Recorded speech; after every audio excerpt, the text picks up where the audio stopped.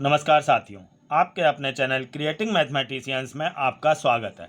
साथियों, जैसा कि आपको पता है कि मैं एलटी ग्रेड एग्ज़ाम की प्रिपरेशन के लिए क्लासेस स्टार्ट करने वाला हूं, तो उससे पहले मैं आपके लिए 2018 एलटी ग्रेड मैथ्स के पेपर का पूरा एनालिसिस कर रहा हूं, जिससे आपको आइडिया हो जाए कि कैसा क्या पेपर आया था, उसका लेवल क्या था और मेन बात यह है कि किस टॉपिक से कितने क्वेश्चंस आए थे, बीएससी के और इंटरमीडिएट के कितने क्वेश्चंस थे। इन सब बातों की जानकारी आपको तैयारी शुरू करने से पहले होनी चाहिए। और साथियों, पेपर के एनालिसिस के बाद मैं आपको कुछ इम्पॉर्टेंट बातें बताना चाहता हूं और आपसे कुछ बातें पूछना भी चाहता हूं, तो आप वीडियो को अंत तक अवश्य देखें, जिससे मेरा यह वीडियो बनाने का उद्देश्य पूरा हो।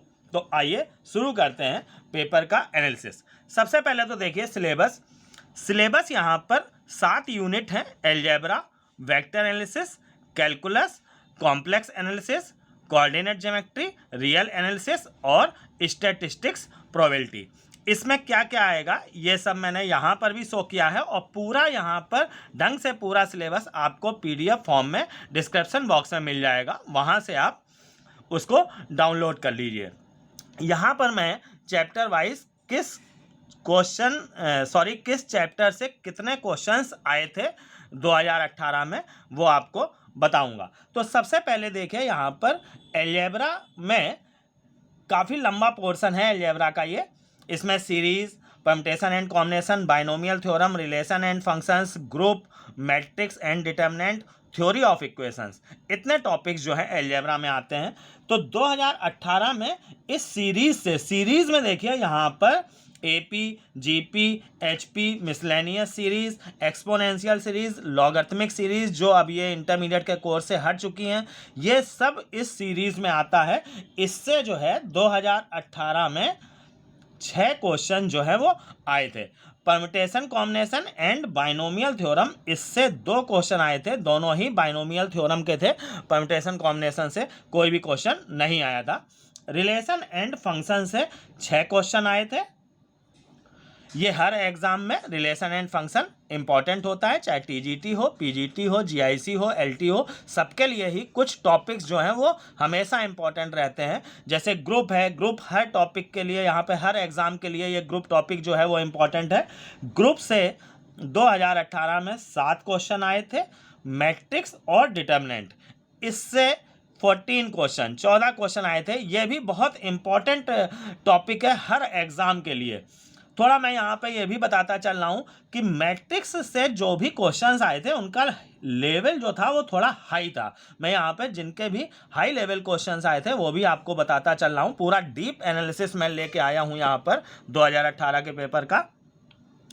तो मैट्रिक्स में जो है कुछ हाई लेवल के क्वेश्चंस थे तो मोस्टली इंटरमीडिएट के ही, बीएससी के यहाँ पर कम क्वेश्चन थे। मैं अभी आगे ये भी आपको बताऊँगा कि बीएससी के कितने क्या क्वेश्चंस आए थे।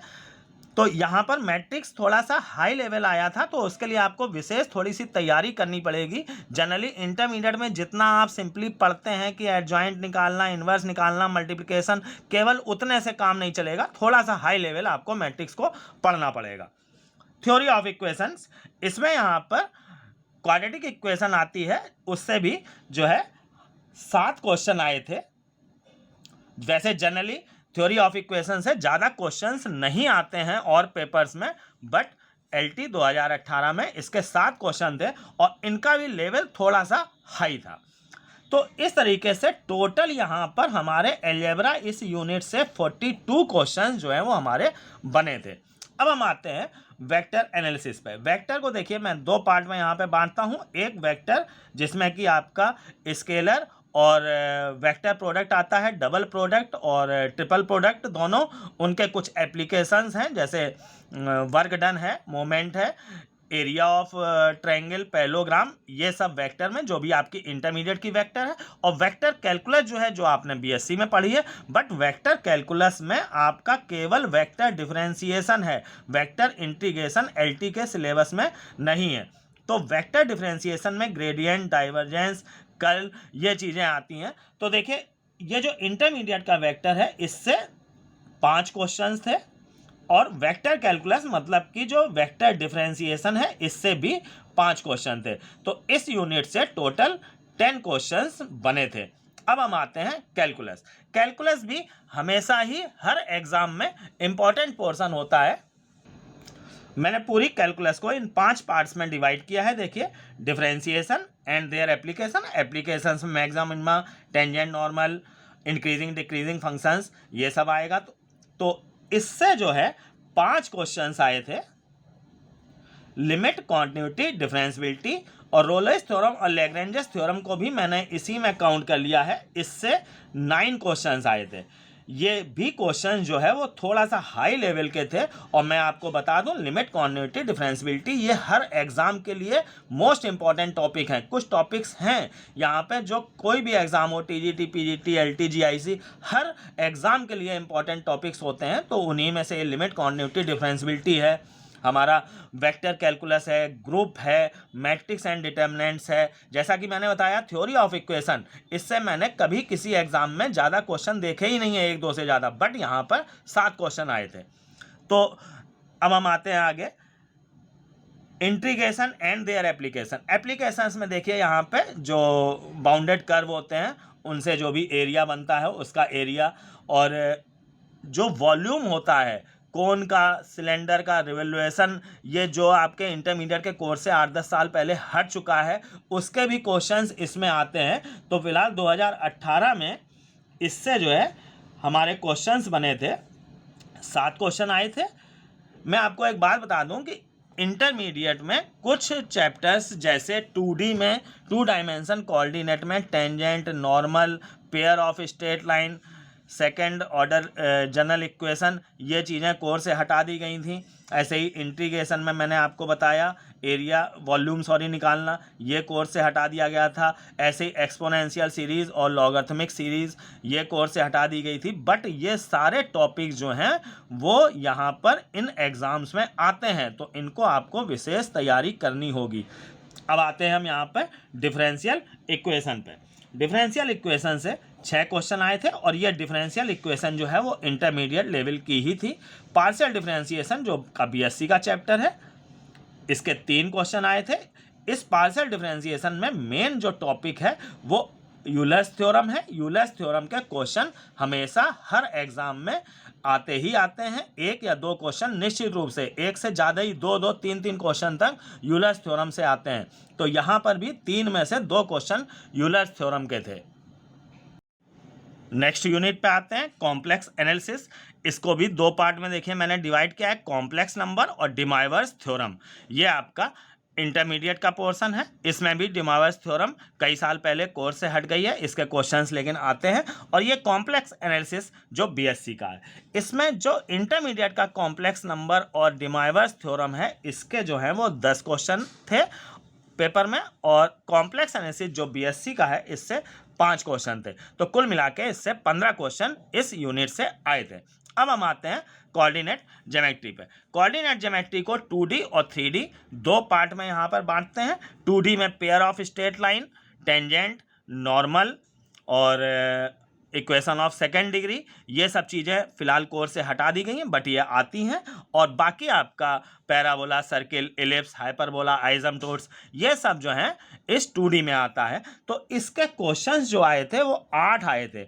अब इन 8 क्वेश्चन में भी मैं आपको बता दूं कि 3 क्वेश्चन जो हैं वो टेंजेंट नॉर्मल के थे, जो अब कोर्स से हट गया है। पेयर ऑफ स्ट्रेट लाइन का 1 क्वेश्चन था, सेकेंड डिग्री इक्वेशन का 1 क्वेश्चन था, और बाकी बचे 3 क्वेश्चन जो हैं वो आपके 2D थे, जो 2D से थे, जो अब इस समय इंटरमीडिएट के कोर्स में है, यानी कि सर्किल, पैराबोला, एलिप्स, हाइपरबोला, इसके केवल 3 क्वेश्चन थे। और बाकी 5 क्वेश्चन जो हैं वो tangent, normal, pair of straight line, second degree equation के थे।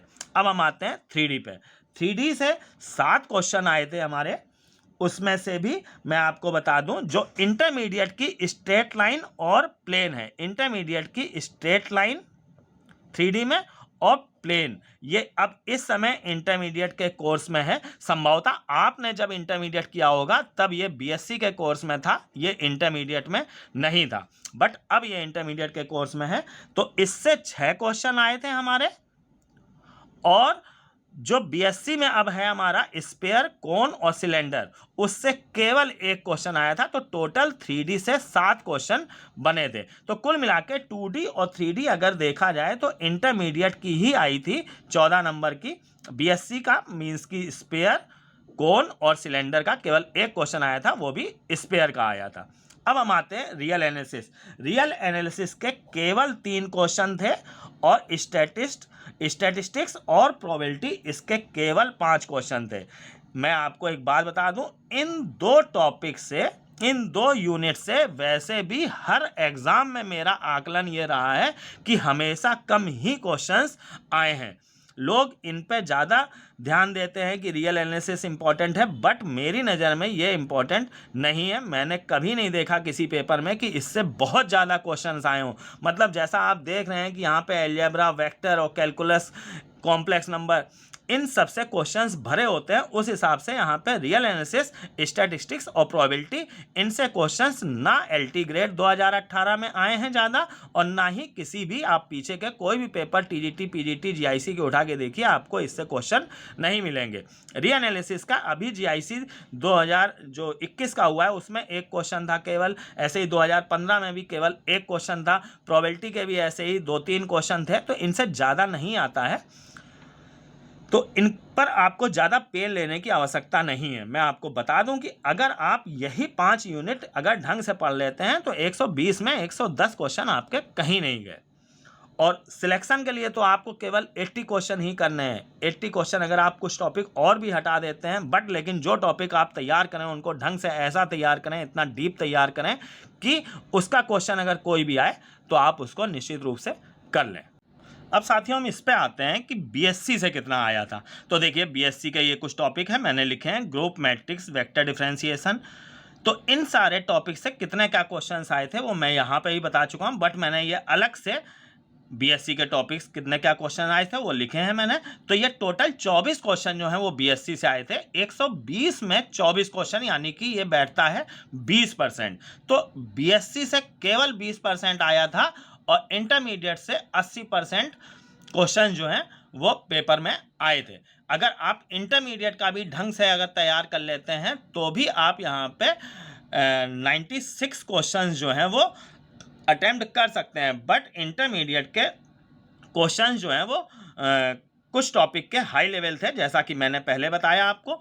तो आपको पढ़ना पूरा चाहिए। मैं आपसे ये नहीं कह रहा हूँ कि आप इन टॉपिक्स को छोड़ दीजिए, क्योंकि इसमें जैसे ग्रुप है, इसमें आपको क्वेश्चन सॉल्व नहीं करना है। यहाँ पर पेपर को सॉल्व करने में अगर आप ऐसे क्वेश्चंस को करते हैं जिसमें कि आपको बिना सॉल्व करे केवल टिक लगा देना है, तो बहुत समय आपका बचेगा, आप मैक्सिमम क्वेश्चन कवर कर सकते हैं। तो उसी में यहाँ पे आपका ये ग्रुप आता है। ग्रुप अगर आपको क्लियर है तो इसमें कोई यहाँ पर कैलकुलेशन नहीं करना होता है, आप सीधे इनके आंसर दे सकते हैं।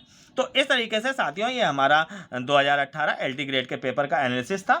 तो उम्मीद करता हूँ कि इससे आपको काफ़ी मदद मिलेगी। अब साथियों, जैसा कि मैंने शुरू में कहा था कि मुझे आपको कुछ बताना है और कुछ आपसे पूछना है, तो सबसे पहले शुरू करते हैं जो मुझे बताना है उससे। नंबर 1, सबसे पहले तो मैं आपको बता दूं कि मैं कल से ही वीडियो अपलोड करना शुरू कर दूंगा। वीडियो मॉर्निंग में 8 से 9 के बीच में अपलोड होगा। आप उसे दिन भर में कभी भी देखकर कंप्लीट तैयार करें। नेक्स्ट वीडियो अपलोड होने से पहले आप उसको कंप्लीट तैयार कर लें। रेगुलरिटी बहुत ही मस्ट होगी एक अच्छी प्रिपरेशन के लिए। वीडियो कॉन्सेप्ट या क्वेश्चंस जिसके ऊपर भी है आप उसके नोट्स तैयार करें तो बेहतर होगा, वरना आप एक टाइम ड्यूरेशन पर वीडियो दोबारा देखें तो भी आपको सब याद रहेगा। क्वेश्चंस जो भी मैंने वीडियो में सॉल्व किए हैं उन्हें आप स्वयं जरूर लगाएं। उसका पूरा कैलकुलेशन करें जिससे आपकी स्पीड मेंटेन हो। स्पीड मेंटेन करना बहुत मस्ट है, नहीं तो आपका पेपर छूट जाएगा और आते हुए क्वेश्चंस भी आप नहीं कर पाएंगे। इसलिए क्वेश्चंस लगाने की आदत डालें। जनरली लोग वीडियो देख के समझते हैं कि ये मैंने तैयार कर लिया है, लेकिन ये उनकी भूल होती है। इसलिए मैं आपसे दोबारा कह रहा हूँ कि नोट्स बनाएं और क्वेश्चंस जरूर लगाएं। साथियों, मैं कल से 2D की शुरुआत करने जा रहा हूं, जिसमें मेरा पहला lecture pair of straight line का होगा। 2D में मैं उन टॉपिक्स पर ज़्यादा फोकस करूंगा जो इंटरमीडिएट के सिलेबस से हटा दिए गए हैं, जैसे pair of straight line, tangent, normal आदि। अब मैं आता हूं उस पर जो मुझे आपसे पूछना था। साथियों, मैं आपसे जानना चाहता हूं कि आप किस लेवल तक का पढ़ना चाहते हैं, हाई लेवल, मीडियम या लो लेवल।